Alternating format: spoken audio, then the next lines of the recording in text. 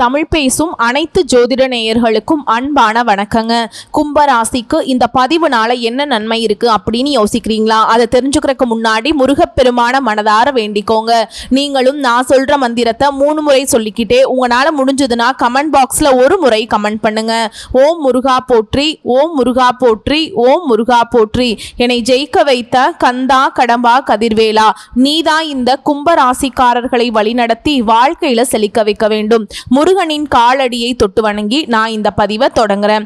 தினமும் உங்களுக்கு கிரகநிலை மாற்றத்தால் வரக்கூடிய சுப பலன்களை அறிய கட்டாயம் சப்ஸ்கிரைப் பண்ணி பெல் பட்டன் அப்புறம் ஆல்னு ஆப்ஷன் இருக்கும், அதையும் மறக்காம கொடுத்து வச்சிருங்க. ஒவ்வொரு பதிவும் உங்களை வெற்றியடைய வைக்க வேண்டும் அப்படிங்கிற எண்ணத்துல தாங்க போடுறோம். பஞ்சபூத தத்துவத்துல காற்று தத்துவத்தை சொல்லக்கூடிய ராசி சனீஸ்வர பகவானை ராசி அதிபதியாக கொண்ட ராசி. காற்று தத்துவத்துல இவங்க செயல்படுறதுனால அறிவு, சிந்தனை, யோசனை எல்லாமே வேகமா இருக்கும். ஆராய்ச்சி மனப்பான்மை கொண்டவங்க, எப்பவுமே புதுசா நிறைய விஷயங்களை தெரிஞ்சுக்கணுங்கிற ஆர்வம் இருக்கும். கூட்டத்தோடு சேர்ந்து வாழ்றதுதான் கும்பத்துக்கு பிடிக்கும். கும்பம் அப்படின்னா என்னங்க? மனசுக்குள்ள எதையும் வச்சுக்காம வெளிப்படையா பேசிடுவாங்க. இந்த தப்பான சிந்தனை ஒருத்தவங்களுக்கு கெடுக்கணுங்கிற எண்ணம் இதெல்லாம் துளி அளவு கூட கிடையாது.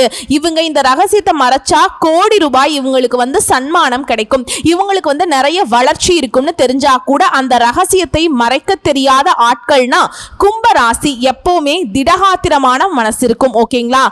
கூட்டத்தோட தான் இருப்பாங்க. கூட்டத்தை வழி நடத்துவது தனித்துவமாக யோசிக்க கூடியவங்க. ஆன்மீகம் அதுல பார்த்தீங்கன்னா ஈடுபாடு அதிகம். கடவுளை ரொம்ப நம்புவாங்க. யோகா, தியானம், தத்துவம் இதெல்லாம் இவங்களுக்கு இன்னும் சிறப்பை தரக்கூடிய ஒரு அமைப்பு. ஏன் இவங்க யோகா பண்ணணும், தியானம் பண்ணணும் அப்படின்னா இவங்க காற்று தத்துவத்தை சேர்ந்தவங்க. சிந்தனைங்கிறது அப்படியே மாறிக்கிட்டே இருக்கும். இப்ப ஜலராசி நம்ம எப்படி சொல்லுவோம், அதாவது நீர் தத்துவத்தை சேர்ந்தவங்கலாம் எப்படி சொல்லுவோமோ அதே மாதிரி தான் காற்று தத்துவம். புரியுதுங்களா? இவங்களை பொறுத்த வரைக்கும் இவங்களுக்கு பொருத்தமான தெய்வம்னு கேட்டீங்கன்னா சிவபெருமான சொல்லுவேன், விஷ்ணு பகவான சொல்லலாம், அனுமனை சொல்லலாம், சனி பகவான சொல்லலாம். ஒழுக்கத்துக்கு, பொறுமைக்கு, நேர்மைக்கு சனி பகவானுக்கு நிகரானவங்க. அனுமனை ஏன் சொல்றேன்னாக்கா வலிமையானவங்க, துணிவானவங்க, நம்பிக்கை கொண்டவங்க. இந்த விஷயங்கள்லாம் கும்பராசிக்காரர்களுக்கு சிந்தனையோடு சேரக்கூடிய அமைப்புங்க. விஷ்ணு பகவான் யாரு? காக்கும் கடவுள். உலகத்துல எல்லாரும் நல்லா இருக்கணும்னு நினைப்பாங்க. எல்லாரையும் ஒரே மாதிரி பார்க்கக்கூடிய சமநிலை, எல்லா பரிவா இருப்பாங்க. இது சமூக மனப்பான்மையோடு ஒத்து போறதுனால விஷ்ணு பகவானை இவங்களுக்கு சொல்லலாம். இதோட சிவபெருமானை ஏன் சொல்லணும் அப்படின்னா சொன்னா தியானம், அறிவு, யோகம், தத்துவம் இதெல்லாம் இவங்களுக்கு சிவபெருமான் கூட பொருத்தமாக கூடிய அமைப்பு. சோ இந்த 4 தெய்வங்களுடைய குணாதிசயங்களை கொண்ட கும்பராசி அப்படின்னா வாழ்க்கையில பெரும் பங்கு செமையா நல்லா வாழ்ந்திருப்பாங்களே அப்படின்னு கேட்டீங்கன்னா கிடையாது. ஏன் அப்படின்னா தெய்வங்களுடைய வாழ்க்கை நிலை அப்படிங்கிறது மனுஷ மக்களாகிய நம்ம இந்த கலியுகத்துல போராடிதான் வாழணும்னு அர்த்தம் கொடுக்கக்கூடிய வகையில ஒவ்வொரு தெய்வமும் கஷ்டப்பட்டு தான் இருக்காங்க. சொல்ல போனா தெய்வங்கள் வரம் கொடுத்து நிறைய இடங்கள்ல மாட்டிக்கிட்டு முழிச்சிருக்காங்க. இப்ப நம்ம எல்லாருக்கும் வரக்கூடிய சிந்தனை என்னன்னா தெய்வங்களுக்கே அந்த நிலைமை, அப்ப நமக்கு என்ன போ தலைவிதியேன்னு வாழ்ந்துட்டு போவோம். அப்படி கிடையாதுங்க. சிரமங்கள் வரும், நெருக்கடிகள் வரும், சூழ்ச்சிகள் நடக்கும், ஒன்னும் பண்ண முடியாத ஒரு நிலை வரும். இருந்தாலும் நீ பொறுமையா நீதியை நிலைநாட்டி வாழ்ந்துட்ட அப்படின்னா அது தன்னால சரியாகும். ஏதாவது ஒரு வகையில யார் மூலமாவது தெய்வ அனுகிரகத்தினால நீ நல்லா இருப்பங்கிறத உணர்த்தக்கூடிய ஒரு அமைப்பு தான். எக்ஸாம்பிள் சொல்லணும்னா இப்ப அனுமனுடைய அமைப்பு. இப்ப பாத்தீங்கன்னா இலங்கைக்கு போய் சீதாதேவி பார்க்க முடிஞ்சதா? இப்ப ராமபிரான் நினைச்சிருந்தாக்கா அது முடிஞ்சிருக்கும். ஆனா அவர் இந்த இதுல மனித பிறவி. சோ மனுஷனா பிறந்தா எந்தெந்த விஷயங்களை எப்படி எப்படி கடைபிடிக்கணும், ஒரு நடைமுறைக்கு தகுந்த மாதிரி விஷயங்களை கடைபிடிச்சு நல்ல நேர்மையான முறையில போராடி தன்னுடைய மனைவியை மீட்டு எடுக்கிறது தான் ஒரு இது. தெய்வங்கள் நமக்கு அவங்க வாழ்க்கை நிலையை உணர்த்துறாங்க. புரியுதுங்களா? ஒவ்வொரு விஷயத்துக்கும் ஒவ்வொரு அர்த்தங்கள் இருக்கு. பெரியவங்க சொல்லி வச்சதும் சரிங்க, தெய்வ அனுகூலமும் சரி. ஒரு சிலர் பேசுவாங்க, அட என்னமா நீ பாட்டுக்கு பாசிட்டிவா தான் பேசுற, ஓகே, பட் என்னதான் நீ ஜோசியம் சொல்ற அப்படின்னு ஒரு சிலர் பேசுவாங்க. ஜோதிடம்னா என்னங்க? ஜோதி அப்படின்னா என்னங்க? வெளிச்சம், அது தீபம். உங்க உள்ளுக்குள்ள இருக்கக்கூடிய அறியாமைங்கிற இருளை போக்குறதா ஜோதிடம். தெய்வ அனுகூலத்தை நீங்க எப்படி பெற முடியும்? இப்ப உங்க வாழ்க்கையில என்னென்ன கஷ்டங்கள் இருக்கு, அது எப்படி நீங்க மாற்ற முடியும்? இப்ப எந்த கிரகங்களுடைய அமைப்பு எந்த இடத்துல இருக்கு, உங்களுடைய ஜாதக கட்டத்துல அந்த அமைப்பின் காரணமா எந்த மாதிரியான மாற்றங்கள், ஏற்றங்கள் வரும், இல்ல தாக்கங்கள் ஏதாவது இருக்கா, அதிலிருந்து எப்படி தப்பிச்சுக்க முடியும், உங்களுக்கு அதிர்ஷ்டம் தரக்கூடிய தெய்வங்கள் என்ன, கோவில்கள் என்ன, இதெல்லாம் தாங்க ஜோதிடம். ஓகேங்களா? இதெல்லாம் விட்டுட்டு நான் உங்களுக்கு புரியற மாதிரி பேசிட்டு இருக்கேன், உங்களுக்கு ஆப்போசிட்ல உட்கார்ந்து பேசுற மாதிரி பேசிட்டு இருக்கேன்னு வச்சுக்கோங்களேன். இதெல்லாம் ஏற்றத்தை விட்டுட்டு ஜோதிடர் அப்ப ஜோசிகாரங்கள்லாம் எப்படி பேசணும் நீங்க பாத்தீங்கன்னா நவ கிரகங்கள்ல 7க்குரியவன், 2க்குரியவன், 9ஆம் இடத்துக்குரியவன். இப்ப இந்த இடத்துல இருக்கிறதுனால அப்படி நான் சொல்லிட்டு இருந்தேன்னா உங்களுக்கு என்னங்க புரியும்? சரி, இப்ப இந்த பதிவு பார்த்தீங்க இல்லையா, தலைப்பை பார்த்திருப்பீங்க, ஒரு உறவால உங்க வாழ்க்கை நிலையில மாற்றம் வரப்போகுது. 200% உண்மை அடிச்சு சொல்றேன், இதெல்லாம் நடக்கும்னு நான் போட்டிருக்கேன். அப்போ என்ன உறவு? உறவுங்கிறது ஒரு கிரகத்துடைய அமைப்பு. யார் தெரியுங்களா? காலபுருஷ சக்கரத்துல 2வது ராசிக்கு உரியவனான அதிபதி சுக்கிர பகவான், அசுரர்களுடைய குருன்னு சொல்லக்கூடிய இவருங்க காலபுருஷ சக்கரத்துல 4வது வீடுன்னு சொல்லக்கூடிய சந்திர பகவானுடைய வீடு, குரு பகவானுடைய ஆதிக்கம் கொண்ட வீட்டுக்கு போறாருங்க. புரியுதுங்களா? இப்போ உங்களுக்கான பலன்கள் அப்படிங்கிறது எப்படி அமையும்னா, சுக்கிர பகவானுடைய குணாதிசயங்கள், அதோட அந்த கடக ராசியுடைய சந்திரனுடைய ஆதிக்கத்துடைய குணாதிசயங்கள், அந்த குரு பகவானுடைய வீடு அப்படிங்கிற ஒரு அமைப்பின் காரணமா குரு, சந்திரன், சுக்கிரன் இந்த 3 கிரகங்களுடைய தாக்கமும் உங்களுக்கு உண்டு. அது சாதகமா பாதகமா, அவங்க இருக்கக்கூடிய இடத்தை தாண்டி இப்போ ஒரு கிரகம் வந்து பார்த்தீங்கன்னா ஒரு லக்ன கட்டத்துல இருக்கு, அதாவது ஒரு ராசி கட்டத்துல இருக்கு அப்படின்னாக்கா அதனுடைய பார்வை வந்து பார்த்தா 7ஆம் கட்டத்துக்கு விழும். ஸோ அந்த 7ஆம் கட்டம்னு சொல்லக்கூடிய இடம் அப்படிங்கிறது என்னன்னாக்கா மனைவி, மக்கள், சுகம், வண்டி, வாகனம் இந்த மாதிரி விஷயங்களை கொடுக்கக்கூடிய அமைப்பு. ஸோ அந்த இடத்துல உங்களுடைய ஜாதகத்துல வேற ஏதாவது கிரகங்கள் இருக்கா? ஸோ இவருடைய பார்வை அங்க படுறதுனால நல்லது நடக்குமா, இல்லை ஆல்ரெடி இருக்கக்கூடிய நல்லது வந்து பாதகமா மாறிடுமா? இதைத்தான் தெளிவுபடுத்த போறோங்க. அந்த வகையில காற்றை போல செயல்படக்கூடிய, யாருக்கும் வளைந்து கொடுக்காத, உண்மைக்கும் நேர்மைக்கும் துணை போகக்கூடிய நல்லவங்க அப்படின்னு அடிச்சு ஆணித்தனமா சொல்லக்கூடிய அளவுக்கு உயர்வான குணநலன்களுக்கு சொந்தக்காரர்களாக கும்பராசிக்காரங்க. இந்த சுக்கிர பகவானுடைய பயிற்சி கும்பராசிக்காரங்க அள்ள அள்ள அதிர்ஷ்டம் வரப்போகுது. புதுசா வீடு வாங்குறது, கார் வாங்குறது, உங்களுடைய வாழ்க்கையே ஓஹோன்னு மாறப்போகுதுங்க. நான் பல பதிவுகள்ல சொல்லியிருக்கேன், ஒருத்தன் வந்து நல்லா காரு, பங்களா, வசதி வாய்ப்போட திடீர்னு ஒரு உயர்வான நிலைக்கு போறான் அப்படின்னாக்கா அவருக்கு சுக்கிர பகவானுடைய ஆதிக்கம் சிறப்பா இருக்கு, வலுவா இருக்கு. வேற ஏதோ கிரகத்துடைய கூட்டணியில இன்னும் அதிக பலன்கள் கிடைக்க போகுது. அதனாலதான் இவங்க இப்படி இருக்காங்க அப்படின்னு சொல்லலாம். திடீர்னு ஒரு மாதிரி சாதாரணமா குடிசை வீட்டுல இருப்பாங்க, திடீர்னு வந்து பாத்தீங்கன்னா ஒரு நல்ல கவர்மெண்ட் வேலை கிடைச்சிருக்கும், அரசு அதிகாரம் இந்த மாதிரி எல்லாம் கிடைக்கும், ஏகபோக வாழ்க்கை கிடைக்கும், திடீர்னு ஒரு ஒப்பந்தம் கிடைச்சிருக்கும், ஏதாவது ஒரு வகையில வெளிநாட்டுக்கு போறது, இப்படி ஒரு மனிதனுடைய சகல விதமான வாழ்க்கை யோகங்களையும் தரக்கூடியவர் சுக்கிர பகவான். இவர் கும்பராசிக்கு அதான் சொல்லிட்டேன்ல அதிர்ஷ்டம். இப்போ எல்லாத்துக்கும் முன்னாடியும் ஒரு விஷயம் வந்து நான் உங்களுக்கு ஆணித்தரமா தெளிவுபடுத்துறேன். என்னன்னா, ஒரு சிலர் வந்து பாத்தீங்கன்னா ரொம்ப வாழ்க்கை வந்து வெறுத்து போன வாழ்க்கையை வாழ்ந்துட்டு இருப்பீங்க. இப்போ இந்த பதிவு வந்து உங்களுக்கு பாத்தீங்கன்னா கொஞ்சம் ஒரு சில விஷயங்களை எதிர்பார்த்திருக்கீங்க, ஆன்மீகத்தை நம்பி இருந்தீங்க, நீ சொல்ற விஷயம் ஓகேமா, நல்லதா, நல்லா இருக்குது, பரவாயில்ல, நீ கேட்கறதுக்காவது எனக்கு சந்தோஷமா இருக்குது, நடக்குதோ இல்லையோ ஓகே அப்படின்னு சொல்றவங்க ஒரு ரகம். இன்னொரு ரகம் இருக்காங்க, எங்க வாழ்க்கை வந்து ஆல்ரெடி பிச்சை எடுத்துட்டு இருக்கோம், நீ சொல்றதெல்லாம் எங்க நடக்கிற மாதிரி இருக்கு, போய் வேற பொழப்ப பாரு, இப்படி எல்லாம் சொல்றீங்க.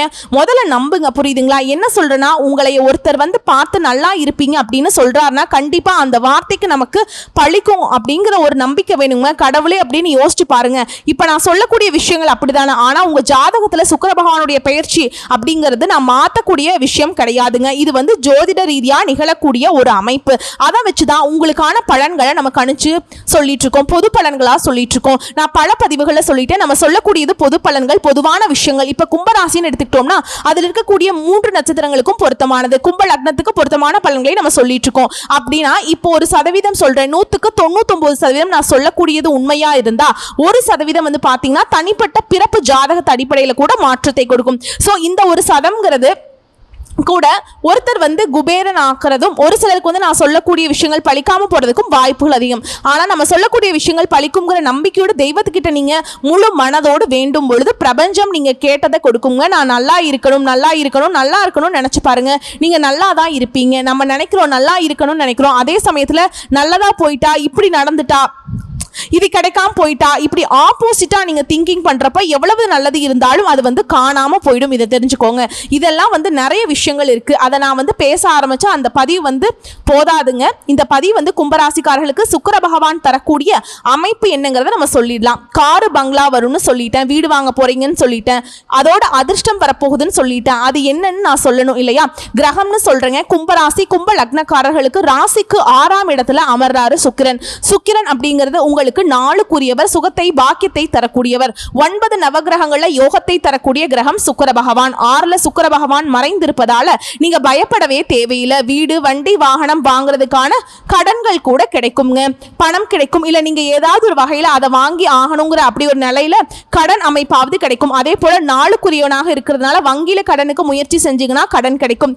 எது வேணாம் அதாவது ஒருத்தங்கிட்ட கந்து வட்டிக்கு வாங்கி நம்ம அவஸ்தைப்படுறதை விட ஒரு லீகலாக ஒரு பேங்க்ல நம்ம வந்து லோன் அப்ளை பண்ணியிருக்கோம், தொழில் ரீதியாக கட்டிடலாம், இல்லை மாச சம்பளத்தை வச்சு கட்டிடலாம், நம்மளுக்கு வரக்கூடிய வருமானத்தை வச்சு கட்டிடலான்னு முயற்சி பண்ணிங்கன்னா தாராளமாக பண்ணுங்க.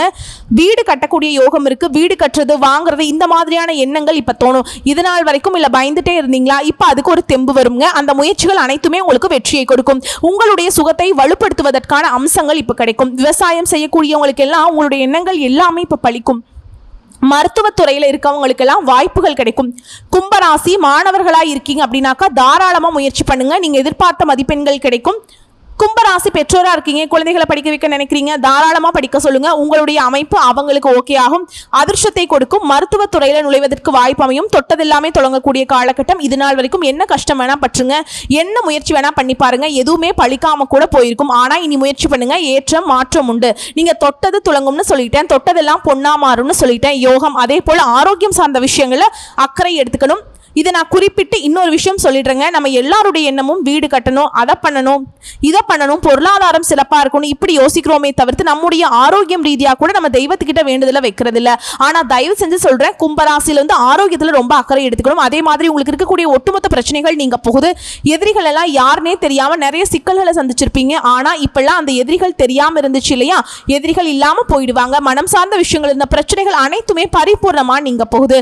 அதே போல் எதிரிகள் யாருன்னு நீங்கள் கண்டுபிடிச்சு அவங்கள ஓட ஓட விரட்டிடுவீங்க. கோர்ட்டு கேஸ் வழக்குகள் ஏதாவது இருந்தா உங்களுக்கு சாதகமான முடிவு வரும். வேலை இல்லாத கும்பராசிகளுக்கு நல்ல வேலை வாய்ப்புகள் கிடைக்கும். அதே போல பாக்கியாதிபதி 6ஆம் இடத்துல அமர்ந்திருக்கிறதுனால நல்ல வேலை தொழில் அமையும். வேலையிலிருந்து வந்த அழுத்தங்கள் அனைத்துமே பரிபூர்ணமா நீங்க போகுது.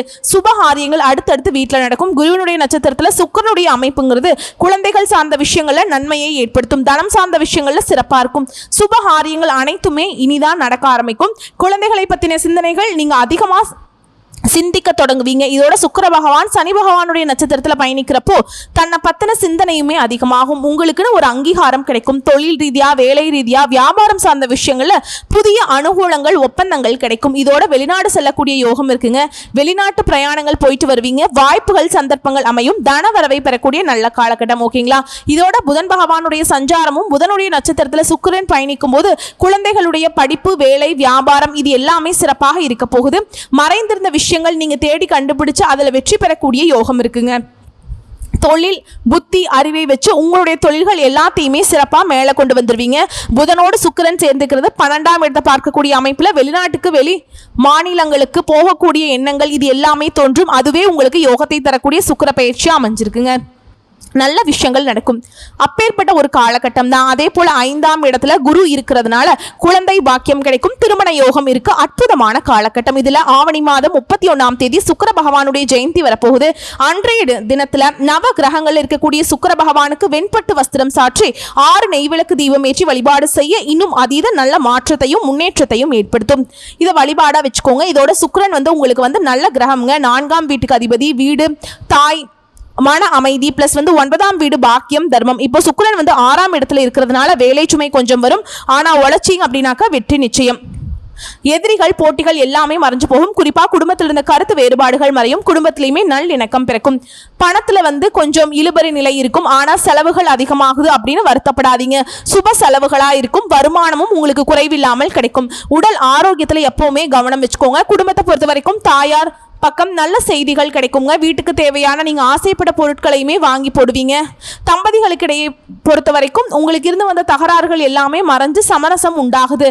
மொத்த வாழ்க்கை நிலையும் பார்த்தீங்கன்னா உழைப்பு அதிகம், வெற்றி உண்டுங்க. செலவு அதிகமாகும். ஆரோக்கியத்தில் கவனம் தேவை. கலை கல்வி படைப்பாற்றல் சார்ந்த விஷயங்கள நல்லது நடக்கும். உங்களை பொறுத்த வரைக்கும் வழிபாடு மற்றும் பரிகாரம்ங்க. வெள்ளிக்கிழமைகள்ல மகாலட்சுமி தேவியை நீங்க பூஜை பண்ணி வழிபாடு செய்யணும். அதே போல அணு தினமும் ஓம் சுக்ராய நமக இந்த மந்திரத்தை 16 முறை குறைஞ்சபட்சம், அப்புறம் 21 108 1008 முறை எத்தனை முறை வேணா சொல்லுங்க. அதே போல சுக்கிரனுக்கு உரிய தலமான கஞ்சனூர் சுக்கிர தலம் இருக்கு இல்லைங்களா, அங்க கும்பகோணத்துக்கு பக்கத்துல அங்க குடும்பத்தோட ஒரு முறை வழிபாடு செஞ்சுவாங்க. அதே போல சனிக்கிழமைகள் தோறும் உங்களுடைய அதிபதியான சனீஸ்வர பகவானுக்கு எள்ளெண்ணெய் தீபம் ஏற்றி வழிபாடு செய்யணும். அதே போல சனி பகவானுடைய தாக்கம் உங்களுக்கு குறையணும், சனி பகவானுடைய பலம் உங்களுக்கு அதிகமாகணும் அப்படின்னா ஆஞ்சநேய பெருமானை தரிசனம் பண்ணணும். அதுல வந்து உங்களுக்கு அதிர்ஷ்டம் தரக்கூடிய எண்கள் அப்படின்னு பார்த்தோம்னா 6 8. அதிர்ஷ்டம் தரக்கூடிய நிறம் வெள்ளை நீலம். இது வந்து அதிகமா பயன்படுத்துங்க. அதிர்ஷ்டம் தரக்கூடிய திசை தென்கிழக்குங்க. இது வந்து சுக்கிர பகவானுக்கு உரிய திசை. அதே போல மேற்கு சனி பகவானுக்கு உரிய திசை. இது ரெண்டுமே உங்களுக்கு அதிர்ஷ்டத்தை கொடுக்கும். அதே போல் நீங்கள் செய்ய வேண்டியது அப்படின்னு பார்த்தீங்கன்னா எந்த ஒரு வேலையை செஞ்சாலும் சரி திட்டமிட்டு செய்யணும். குடும்பத்தில் பொறுமையாக நடந்துக்கோங்க. ஆரோக்கியம் மற்றும் உணவு சார்ந்த விஷயங்களை கட்டுப்பாடு அவசியம். அதை நீங்கள் தவிர்க்க வேண்டிய விஷயம்னு பார்த்தோம்னாக்கா தேவையற்ற ஆடம்பர செலவுகளை குறைச்சிக்கோங்க. யார்கிட்டையும் வாக்குவாதம் பண்ணாதீங்க, சண்டை போடாதீங்க, உடல் ஆரோக்கியத்தில் அலட்சியம் காட்டாதீங்க. ஸோ அடுத்து 25 நாட்கள் வேலையில், முயற்சிகளில், தொழில எல்லா விதமான விஷயங்கள்லையுமே வெற்றி நிச்சயமுங்க. சிரமங்கள் வந்தாலும் அதற்கான தீர்வு உண்டு. அதே போல் பணம் சார்ந்த விஷயங்களில் கொஞ்சம் கூடவே செலவு வருங்க. குடும்பத்தில் இருந்த குழப்பங்கள் நீங்கி நல்லது நடக்கும். ஆக மொத்தத்தில் சின்ன சின்ன சிரமங்களை நீங்க சந்திச்சாலும் நல்ல பலன்களை நீங்க அனுபவிக்கக்கூடிய காலகட்டம். கடகராசிக்கு பெயர்ச்சியாக சுக்கிர பகவானால் நல்லதே நடக்க போகுதுங்க. இதோட இப்ப வரைக்கும் பார்த்தது என்னங்க, நம்முடைய கும்பராசிக்கு சுக்கிர பகவான் தந்திருக்கக்கூடிய பொது பலன்களை பார்த்திருப்போம். இப்ப கும்பராசி இருக்கக்கூடிய ஒவ்வொரு நட்சத்திரத்துக்குமே எந்த மாதிரியான பலன்களை சுக்கிர பகவான் கொடுக்க போறார். அவிட்ட நட்சத்திரம் 3ஆம் பாதம் 4ஆம் பாதம் நினைச்ச வேலையை நினைச்ச மாதிரி நடத்தி முடிக்கக்கூடிய உங்களுக்கு இந்த சுக்கிர பகவான் என்ன சொல்றாருனாக்கா திட்டமிட்டு செயல்படுங்க, கொஞ்சம் கவனமா இருங்க, மற்றதை நான் பார்த்துக்கிறேன்னு சொல்றாரு. அஷ்டமஸ்தானத்துல செவ்வாயுடைய சஞ்சரிப்பு, இதுவரைக்கும் இல்லாத பயம் மனசுல தோன்றும். எதிரிகளால சில பிரச்சனைகளை சந்திப்பீங்க. செயல்பாடுகள தடை தாமதங்கள் ஏற்படும். பஞ்சமஸ்தானத்துல சஞ்சரிக்கக்கூடிய குரு உங்களுடைய நிலையை உயர்த்தி வைக்கிறார். இப்ப முன்னாடி செவ்வாய் பகவானால ஏற்படக்கூடிய எல்லாத்தையுமே குரு சமாளிக்கிறார். சரிங்களா? கேடயம் போல உங்களை பாதுகாக்கிறார். சுபிக்ஷமான பலன்களை கொடுப்பார். தடைப்பட்ட வேலைகளை நடத்தி வைப்பார். பிள்ளைகளால பெருமைகள் உண்டாகுது. குழந்தை பாக்கியத்துக்காக ஏங்கியவங்களுக்கு அந்த ஏக்கத்தை தீர்த்து வைக்கிறார். பூர்வீக சொத்துக்கள் ஏற்பட்டிருந்த கோர்ட்டு கேஸ் வழக்குகள் உங்களுக்கு சாதகமா முடிச்சு வைக்கிறாருங்க. பெரிய மனிதர்களுடைய ஆதரவு, தெய்வ அருள் கிடைக்கும். தொழில் வியாபாரத்துல லாபத்தை அதிகப்படுத்துறார். சுய வாழ்க்கையில முன்னேற்றத்தை கொடுக்கிறார். மற்றவங்க முன்னாடி நல்ல செல்வாக்கோடு உங்களை வாழ வைக்கிறாருங்க. அரசியல் பதவியில் இருக்கிறவங்களுக்கு தலைமை கிட்ட ஆதரவு கிடைக்கும். சிலருக்கு எதிர்பார்த்த பொறுப்பு பதவிகளை கொடுக்கிறார். திருமண வயதில் இருக்கவங்களுக்கு நல்ல தகுதிக்கேற்ற வரனமையும். எந்த விதமான நெருக்கடிகள் வந்தாலும் அதிலிருந்து நீங்க மீண்டு வரக்கூடிய நிலை உண்டாகுது. சப்தமஸ்தானத்துல சூரியன் கேதுவுடைய சஞ்சரிப்பு நண்பர்கள் விஷயத்துல எச்சரிக்கையா இருக்க சொல்லுது. இது ரொம்ப அவசியம்ங்க. வாழ்க்கை துணையை அனுசரிச்சு நடந்துக்கோங்க, அது நன்மையை கொடுக்கும். இதோட நீங்க செய்ய வேண்டிய அனுதினமும் பரிகாரம், சரபேஸ்வரரை வழிபாடு செய்ய சங்கடங்கள் விலகி நன்மைகள் நடந்தேறும். அடுத்து சதய நட்சத்திரம், நினைச்சது உடனே நடத்தி முடிக்கணும் அப்படிங்கிற எண்ணத்தோடு வேகத்தோடு செயல்படக்கூடிய உங்களுக்கு சுக்கிர பகவான் நன்மைகளை மட்டுமே தரப்போறார். ஜென்ம ராசிக்குள்ள சஞ்சரிக்கக்கூடிய சனி வக்ரம் அடைஞ்சிருக்க நிலையில யோகக்காரகன் ராகு ராசிக்குள்ள சஞ்சரிக்கிறது. 5ஆம் இடம், குருவுடைய பார்வை ராசிக்கு உண்டாகிறதுனால உங்க நிலையில் இருந்த சங்கடங்கள் அனைத்துமே இருந்த இடம் தெரியாமல் போக போகுது. எடுக்கக்கூடிய முயற்சிகள் வெற்றி பெறும். உங்களுடைய செல்வாக்கு உயரப்போகுது. பணப்புழக்கம் அதிகமாக போகுது. வியாபாரம், தொழில முன்னேற்றத்தை பார்க்க போறீங்க. நீண்ட நாட்களா முடிக்கவே முடியாதுன்னு சொன்ன வேலையெல்லாம் முடிச்சு காட்ட போறீங்க. உங்களுக்கு வர வேண்டிய பணம் கைக்கு வரப்போகுது. பெரிய மனிதர்களுடைய சந்திப்பு கிடைக்கும். அவங்களுடைய உதவிகள் கிடைக்கும். அரசு வேலையில் இருக்கவங்களுக்கு எதிர்பார்த்த இடமாற்றம், பதவி உயர்வு கிடைக்கும். வியாபாரிகளை பொறுத்த வரைக்கும் உங்களுடைய வியாபாரத்தை இடமாற்றம் செய்வீங்க. நீங்க இருக்கக்கூடிய இடத்தை விட்டு வேறொரு இடத்துக்கு கூடி போவீங்க. குடும்பத்தில் ஏற்பட்ட நெருக்கடிகள் நீங்கி பிரச்சனைகள் எல்லாமே ஒரு முடிவுக்கு வரும். இதுல புதன் பகவானுடைய அமைப்பு சாதகமா சஞ்சாரம் பண்றது வரவை அதிகரிச்சு கொடுக்கிறார். எடுத்த வேலைகளை முடிச்சு வைப்பார். ஒரு சிலருக்கு புதிய ஒப்பந்தங்கள் கிடைக்கும். அதே போல அஷ்டமஸ்தானத்துல செவ்வாயுடைய சஞ்சரிப்பு உடல் ஆரோக்கியத்துல கை வைக்கிறார். அதனால ஆரோக்கிய விஷயத்துல கவனமா இருக்கணுங்க. உங்களை பொறுத்த வரைக்கும் வெள்ளை நிற உடைகள் எல்லாம் தானமா கொடுக்கிறது, அதே போல வெள்ளை நிறத்தில் இருக்கக்கூடிய அரிசி, இந்த மாதிரி விஷயங்களை நீங்க தானம் கொடுக்கறது, சக்கர தானம் கொடுக்கறது எல்லாம் சுக்கிர பகவானுடைய அனுகிரகத்தை பரிபூர்ணமா பெற்றுக் கொடுக்கும். ஏன்னா வெண்மை நிறம் அப்படிங்கிறது சுக்கிர பகவானுக்கு உரிய நிறம். அதே போல வெண்மை நிறத்தை நீங்க பயன்படுத்துறதுமே உங்களுக்கு அதிர்ஷ்டத்தை கொடுக்கும். திரும்பவும் சொல்றேங்க, உங்களுக்கு அதிர்ஷ்டத்தை தரக்கூடிய கிழமை மற்றும் தெய்வ வழிபாடு சொல்றேங்க. வியாழன், வெள்ளிக்கிழமை இது உங்களுக்கு தெய்வ வழிபாட்டுக்கு உகந்த நாட்கள். இந்த நாட்கள்ல அங்காள பரமேஸ்வரியை, லட்சுமி தேவியை மற்றும் ஆண்டாளை வழிபாடு செய்ய கோவிலுக்கு போயிட்டு வாங்க. நீங்க வழிபாடு செய்யறது நல்லது. அதே போல வெள்ளிக்கிழமைகள்ல சுக்கிர பகவானுக்கு வெள்ளை மல்லிகை மலர்களோட பூஜை செய்யுங்க. அனுதினமும் ஓம் சுக்கிராய நமக இதை சொல்லுங்க. உங்களுடைய ஆற்றல் அதிகமாகணும். ஒரு முறை திருப்பதி போயிட்டு வரது சிறப்புங்க. அவ்வளவுதாங்க. சுக்கிர பகவானை பொறுத்த வரைக்கும் உங்களுக்கு ஸ்வீட்டான நிறைய விஷயங்களை கொடுக்க போறார். பயன்படுத்திக்கோங்க. நல்லா இருப்பீங்க. வாழ்த்துக்கள். நன்றி, வணக்கம்.